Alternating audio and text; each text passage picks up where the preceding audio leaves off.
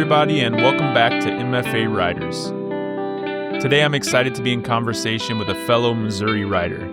But before we get to that, I wanted to say thank you to a listener named Mar, who recently donated to the podcast at buymeacoffee.com/MFA Writers. Mar wrote, "I started listening to your podcast in June when I was first deciding I wanted to apply to MFAs. Throughout the application season, I found it so helpful. Aside from just providing really useful information, I also found it so comforting in moments of self-doubt during the application process. I recently committed to a fully funded program where I am so excited to begin my studies in the fall. Thank you so much for helping me get there."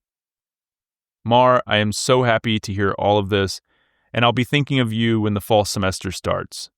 Good luck and happy writing. You can find MFA Writers on Instagram and Twitter, as well as mfawriters.com.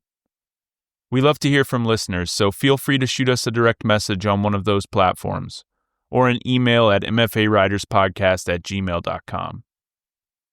And if you have a minute to rate or review the show, the best place to do that is on Apple Podcasts. Doing so will help boost our podcast as we try to boost these amazing writers. Also, if you or someone you know would like to be a guest on the show, you can apply at mfawriters.com. On that same website, you can also click the support button to support us financially, if it's within your means. Or you can do so by going directly to buymeacoffee.com/MFA Writers. Finally, as always, thank you for listening, and we hope you enjoy the episode.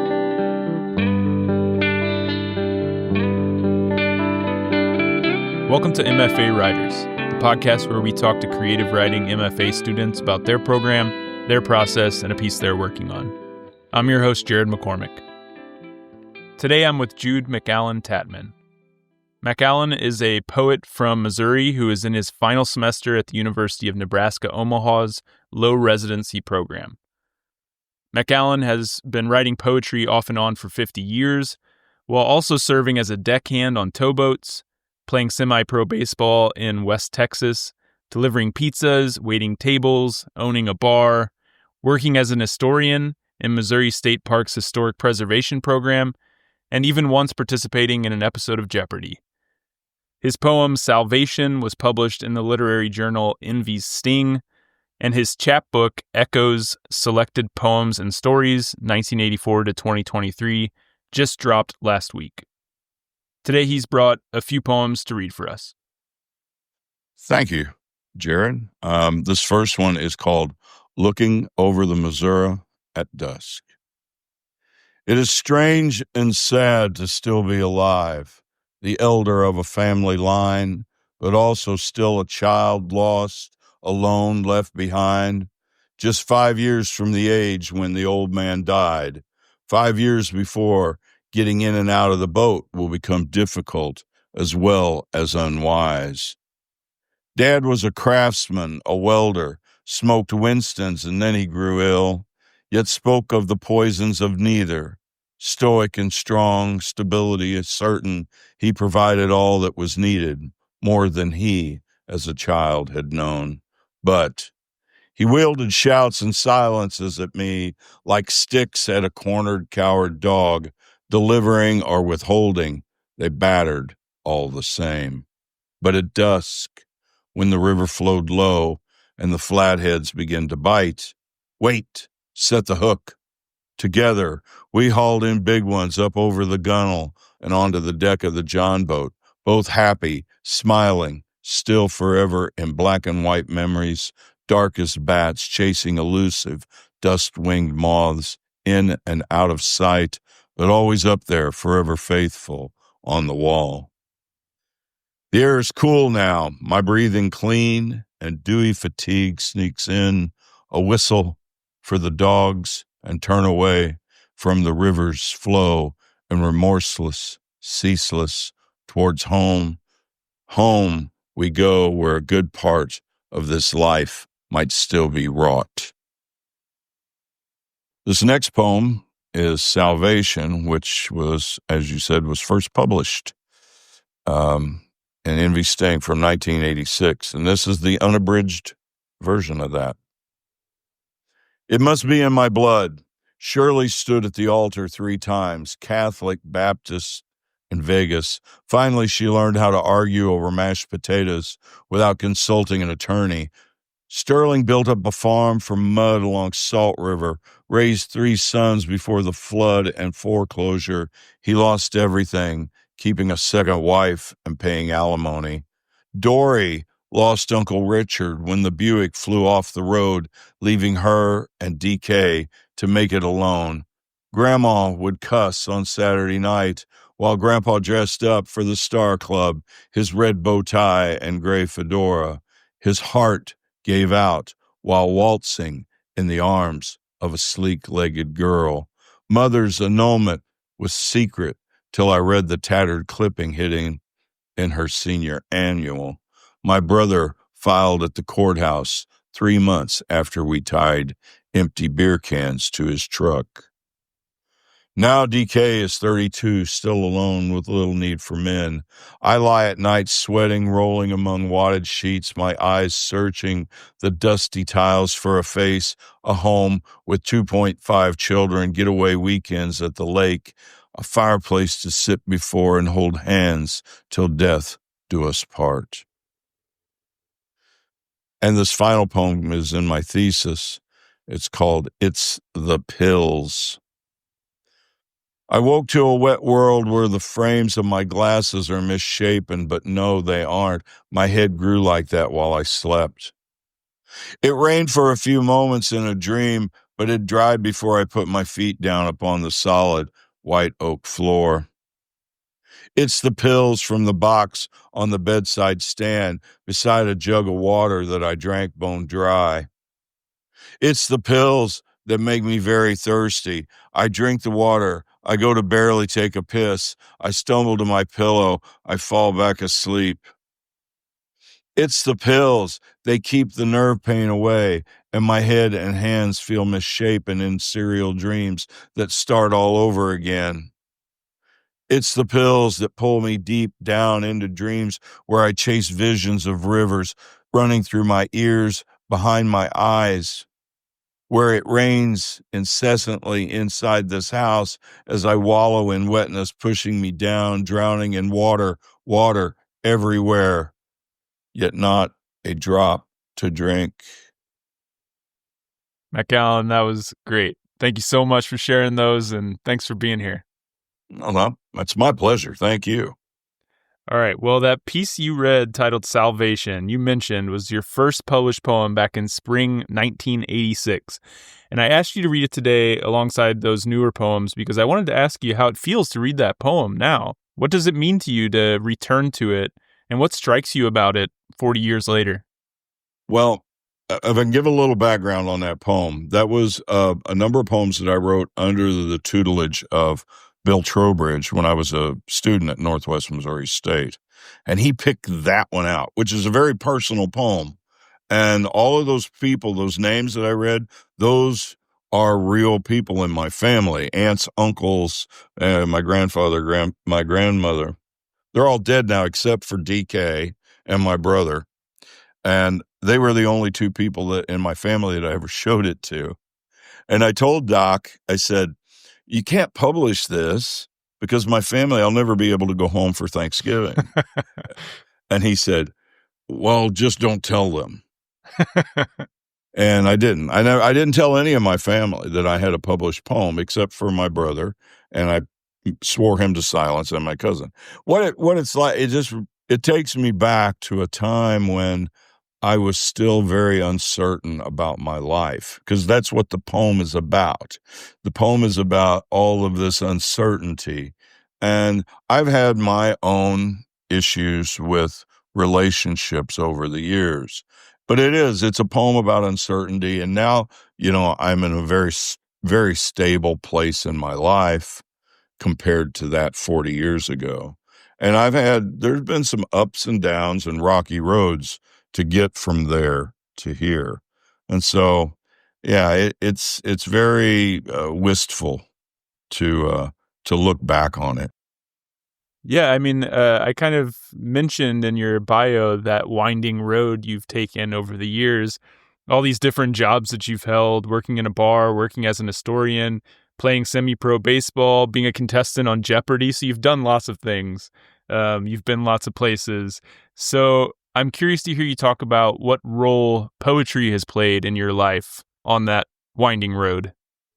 Well, poetry really has been kind of I will say it's been a distraction for me. It's been something that I've always been able to sink into, and writing in general. I've also written fiction. I've written nonfiction too, but poetry for me was before UNO escapism. It was a way for me to collect my thoughts. It was a way for me to emote, if only for myself. I had started journaling a long, long time ago, and poetry was a part of that. Okay, so you said that up until UNO, which is the University of Nebraska Omaha, where you're getting your MFA, before that, poetry and writing was about escapism, but something has changed since joining the program. So what made you want to join an MFA program and kind of change your relationship to poetry and writing? Well, I had a 2-year bout, and I'm still dealing with some of the repercussions of chemotherapy. But when I came out of chemotherapy and we found out that I was cancer-free, not cured, but at that time cancer-free. Right. And I was at a local poetry night at another tavern here in town, and Bill Trowbridge's name came up. And Dr. Trowbridge and I have kept in touch over the years. The last time I'd spoken to him, this was June of 2023, so it's 2 years ago. And this was a professor you had as an undergrad? Yes, he was my creative writing professor and American Lit professor. I was a history major, but I minored in English. And he and I had I think, a very, very good relationship when I was an undergrad. And he was the one that chose Salvation to be published in Envy Sting. And somebody asked me what he was up to, and I said, well, he's with this low residency program at the University of Nebraska Omaha. And my wife, who knows how much I love to write, we've been together. We're going to celebrate our 20th anniversary here next year. She goes, you should look into that, because I wasn't able to do much else. I had peripheral neuropathy from one of the drugs they gave me in chemotherapy. So it was very hard for me to hold on to things. And so one of my passions was always fly fishing and fishing in general. But she knew that I wasn't going to be able to do the things I used to do, hiking and walking the fields. And she said, you should look into this. And I called Dr. Trowbridge and I asked him how it's about. And it was in that conversation that he and I had on the phone. It was like, okay, this isn't for play. If I'm going to do this, I'm going to go all the way in. We're going to make this into work. And I sat down with Marilee and I said, this is something that I've always talked about doing, always wanted to do. People tell me all the time, you should put your stories down in writing. I thought the best way to do that, and to make it more artistic rather than just a straight memoir, is to write poems. I think it's a more emotional way to write a story. So you're just getting at the essence of, like, looking over the Missouri at dusk. I'm getting close to the age my father was when he died. And I wrote this a year and a half ago.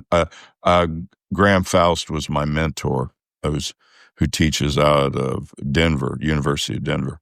And I worked with him on this poem.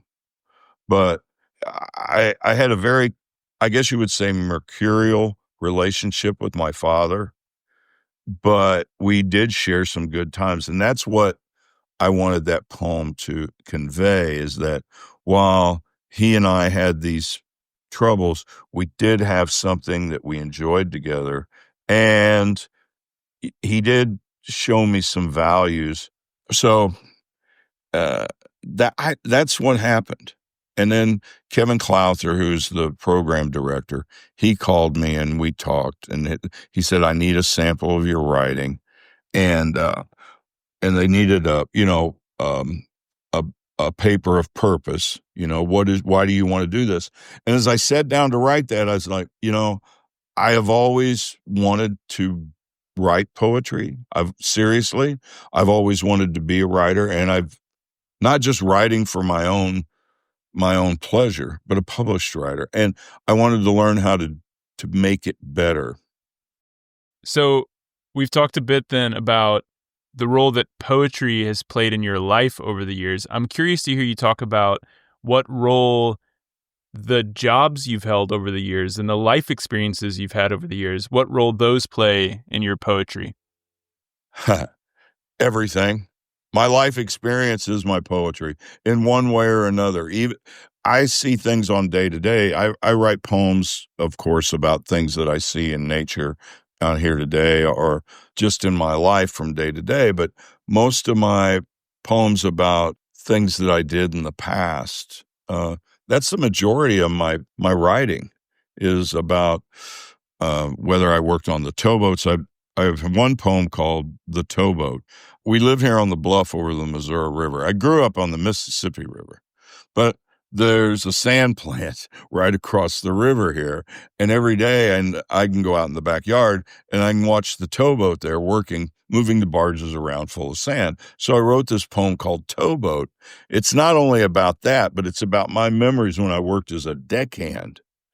And then I brought it back to the future.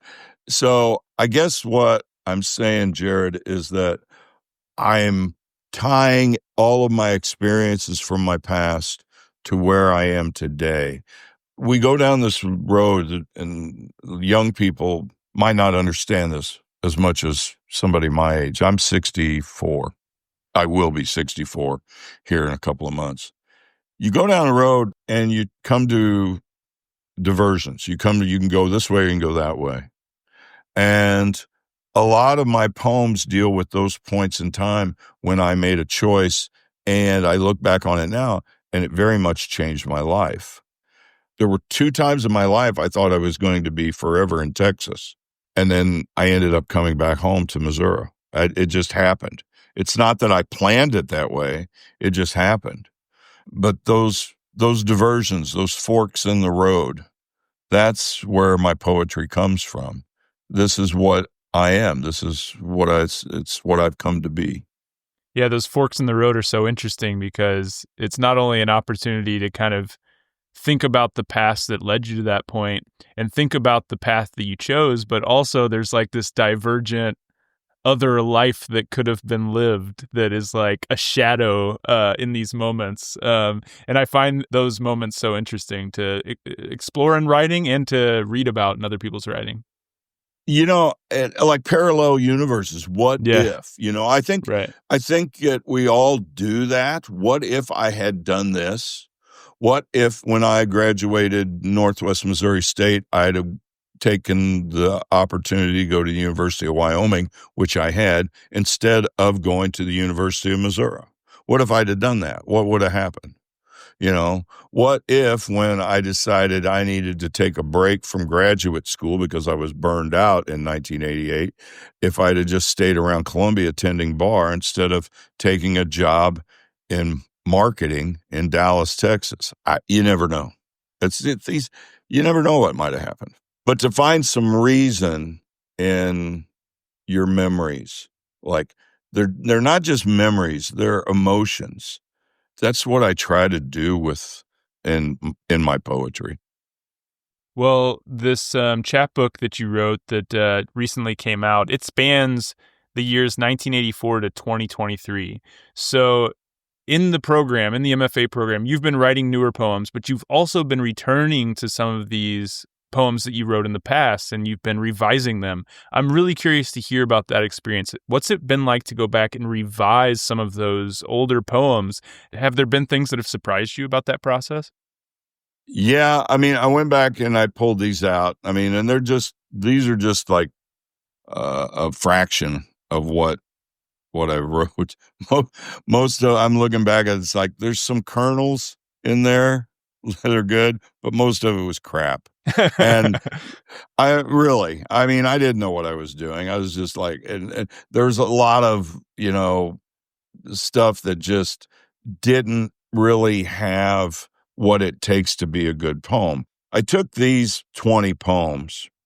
I took them and I workshopped them, and some of them I fixed up and I turned them in on assignments so my mentors could look at them. And I told them this is a poem that I've had sitting around for quite a while, and I wanted to make it into something better than what it was. But to look at them and see my progression, where I was then and where I've come now, uh, it's amazing to me.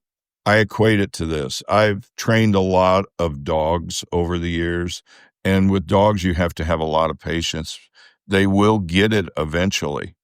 They will figure out what you're trying to get them to do, especially bird dogs. And when it does happen, when you get to what they call the volta in writing, Yeah. it's that it happens. And then with the dog, it happens and it clicks. And it's the same thing with me. Is like, it was about the end of my third semester when I thought everything was starting to come together. And it's because I'd had 3 different mentors up to that point. I didn't realize how far behind I was because I'd been away from academics for 35 years. And they said, well, you've got something there, but you need some discipline. And that's what I really needed with all of these old poems, is some discipline was needed, and get them shaped in so they were something that looked like art rather than just notes. Right. Well, we've talked about all of these work experiences you've had over the years, and you mentioned when you decided to pursue the MFA that you wanted to approach it like work. So I'm curious to hear you talk a little bit about that. How do you approach poetry with a workmanlike attitude? You get up in the morning, and I make the coffee, and then I either do one of 2 things. I either open my notebooks and I start writing. All of my poems begin in a notebook written with pencil. And Michael Oatman, I went to one of his lectures at residency, and he talked about writing. And he's a stage and screen guy, but he was talking about writing, and he said, you get up in the morning, and the first thing you do is you write 4 lines. I don't care about what. You might write 4 lines. You see something in the kitchen, wherever you're sitting, you write 4 lines. You get started. I got a pretty good poem out of that, doing that, called Potato. But that's step 1, sitting down and just start writing. And I write for 2 hours starting out every day, at least 2 hours. And if I can't think of something that I want to write about, I pick up Jim Harrison or Richard Hugo or Galway Kinnell, and I just read one of their poems. And then I think, okay, what can I equate to that? Not to copy them, but what can that inspire in my world? And then other days, I'll get up, make the coffee, and I'll open up the laptop, and I have the notebook at my right hand, and I got the laptop in front of me, and I start typing. And then the poem, it's like letting the horse into another pasture. It starts to do other things because you've had time to let it ferment a little bit, and you're not in your mind, and you take it from one page and you put it onto another. That's your second draft. Third draft is print it off and then do the sloppy page where you go through and the next morning you get up and you're like, I scratch out this, you scratch out that, and then you retype it again. And it's just that continuous cycle. And I do that every day, at least for 2, sometimes 3 or 4 hours. And then I may come back to it in the evening. I have other responsibilities, like most of us do. I run errands for the pub. I can't do much at the pub anymore. We've owned this pub for 25 years, but I can go in and I can greet people and I can talk to them and I can tell them thank you for patronizing the establishment. But then I come home after that and I work on the poetry again at night until, I get tired or burned out, and then I'll watch a movie and then I'll go to bed. That's it. That's my There day. you go.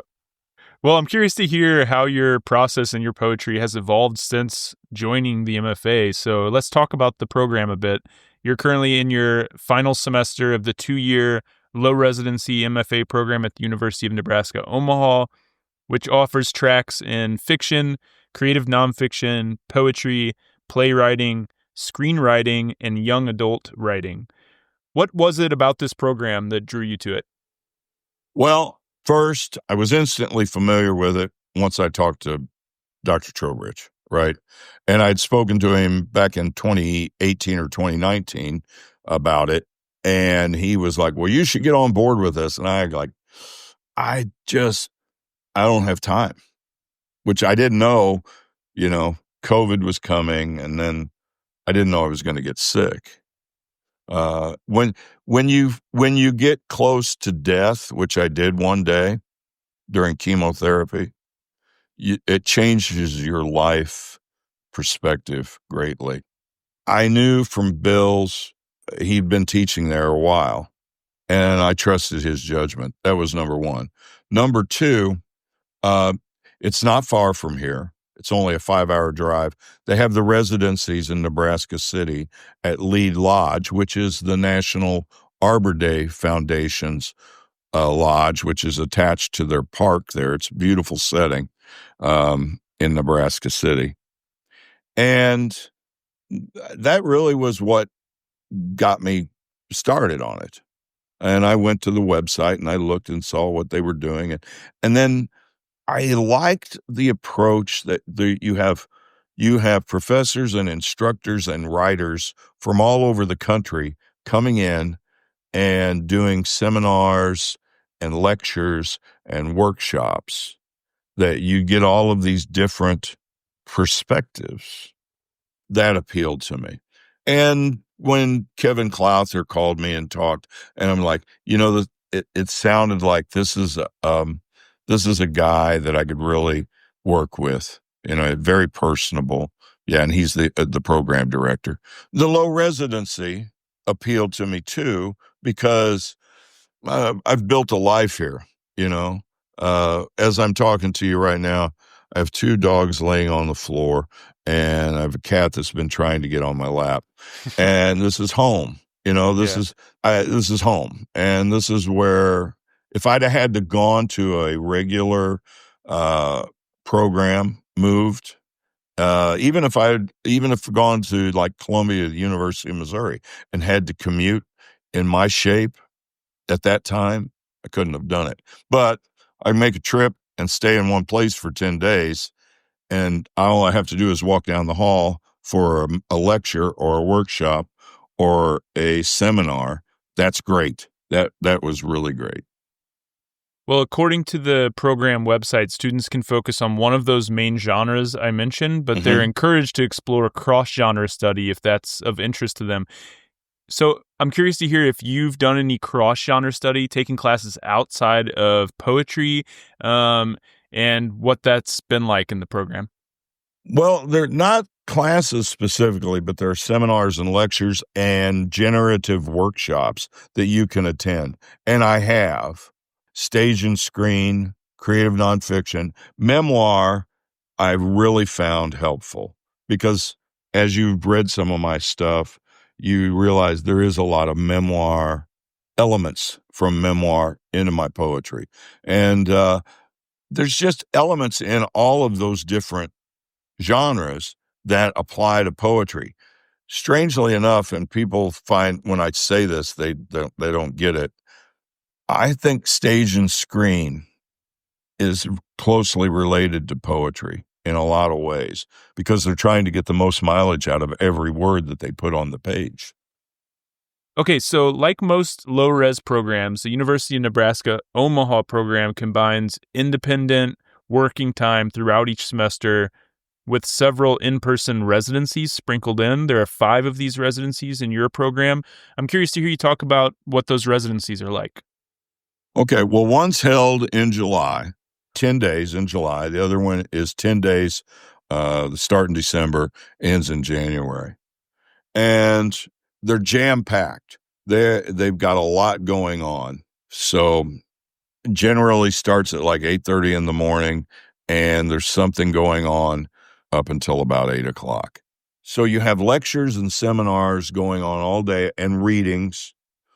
Then at 1:30 every day, everybody has workshops.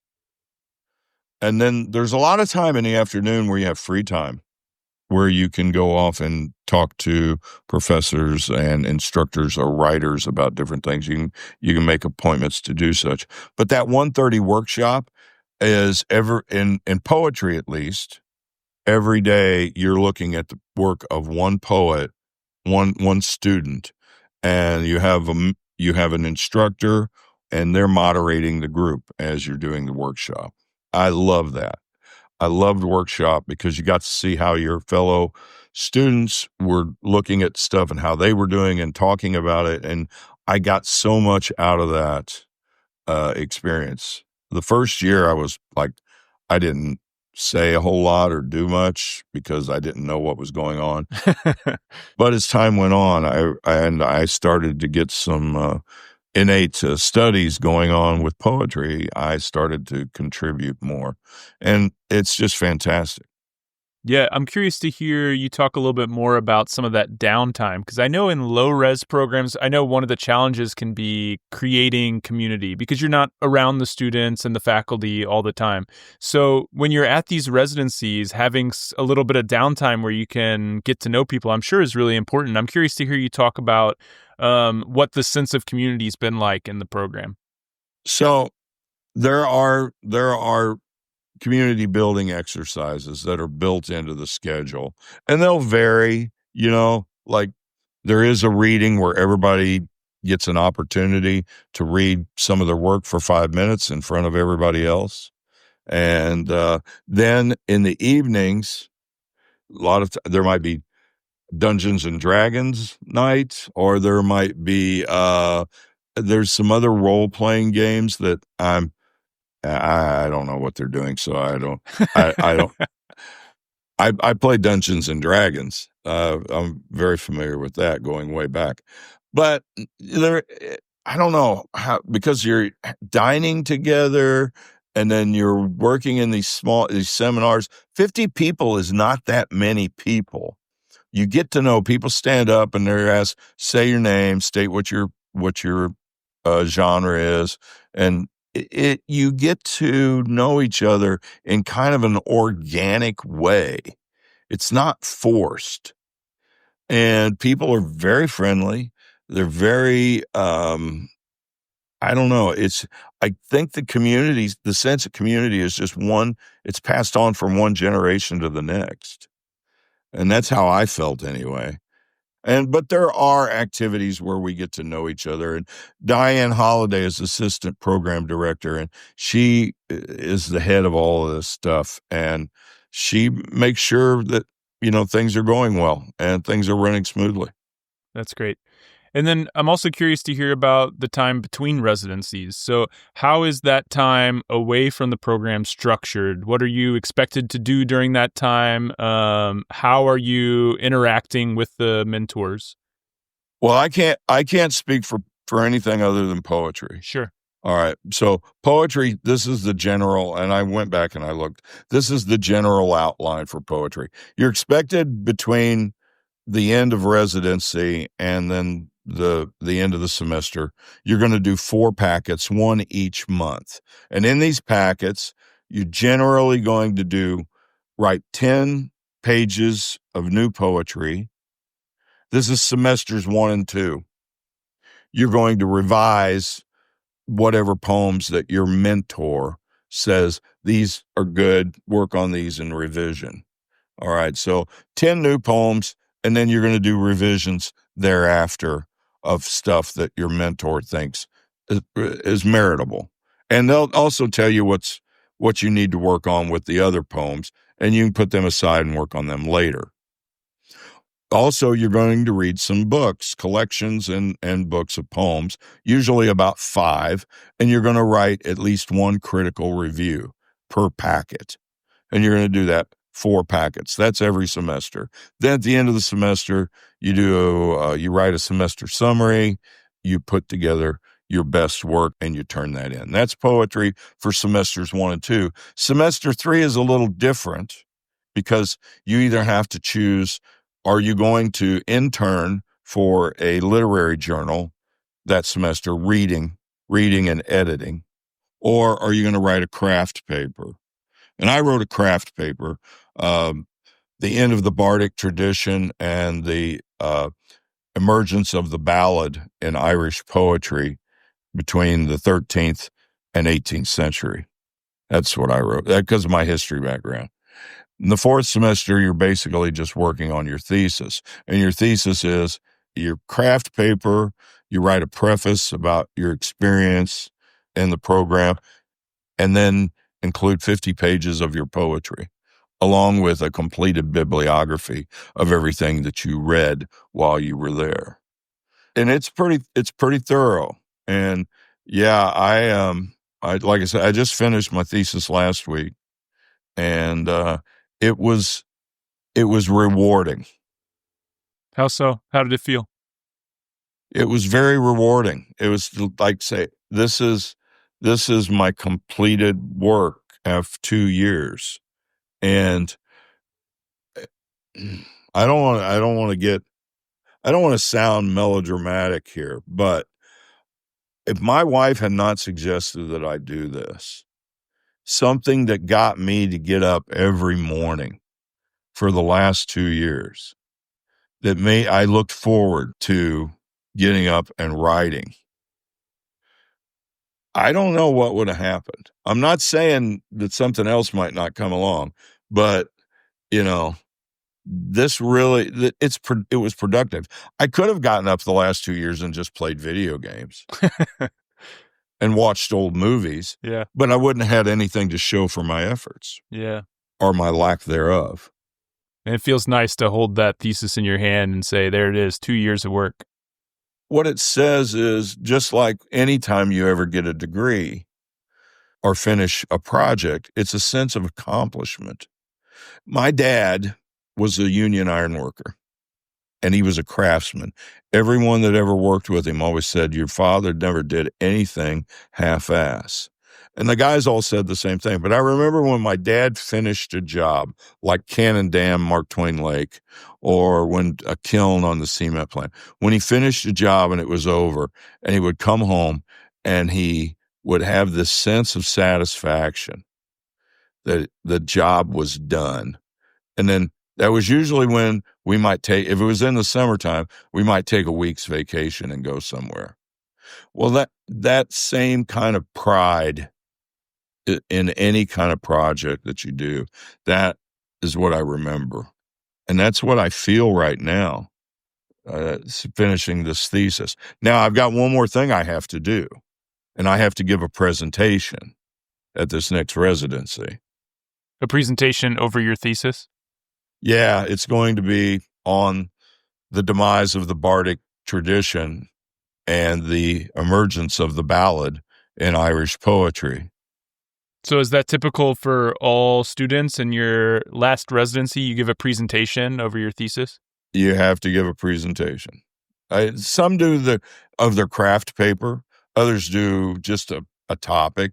If they did an internship for a journal, then they just pick a topic and they do a presentation. Has to be an hour long.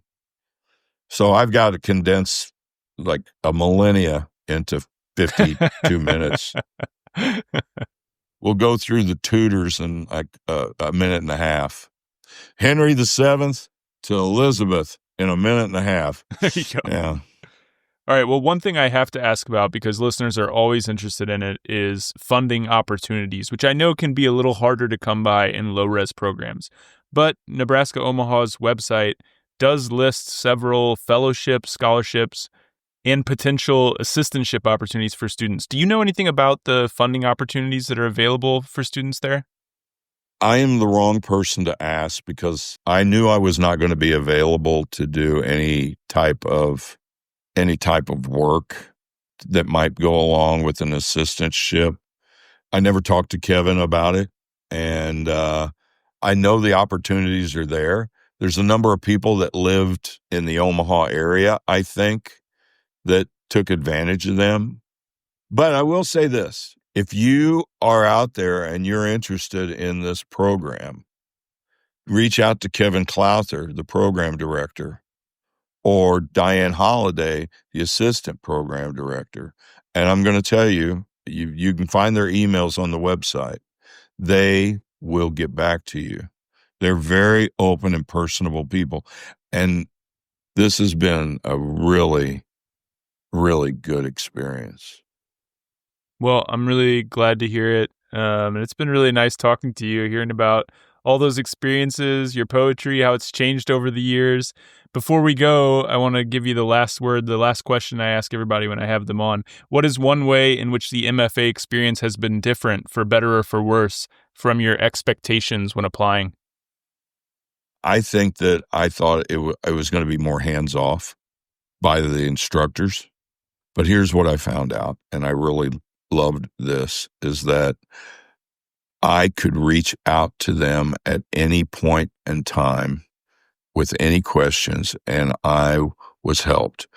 Bill, like I said earlier, he kind of helped get me back in shape. It was boot camp, per se. And when I worked with Liz Powell, she just basically said, open sails, lift up the anchor, just write whatever you want, and then we'll talk about it. Then Graham Faust was like, okay, now we're going to rein you in. We're going to teach you about meter, syllabic verse, or prosody. We're going to do all this stuff. And he did. And then I got back to Liz to work with my thesis, and she helped me polish it. And all along the way, I can go back and look at my poetry, and I can see it just getting better every semester. It's almost like the old Bardic tradition where you had a mentor that made you sure you were coming along and you weren't being left behind. And they were there for me the whole way. Well, McAllen, I really appreciate you taking the time to stop by here. It's been really nice getting to know you. I'm glad you did the program, and I'm excited to see what you do next. Thanks for stopping by. Jared, thank you. It's been a pleasure. I love your program. And stop by the pub sometime. I'll buy you dinner. Yeah, it's just right down the road for me. I'm going to come down and see you. Okay.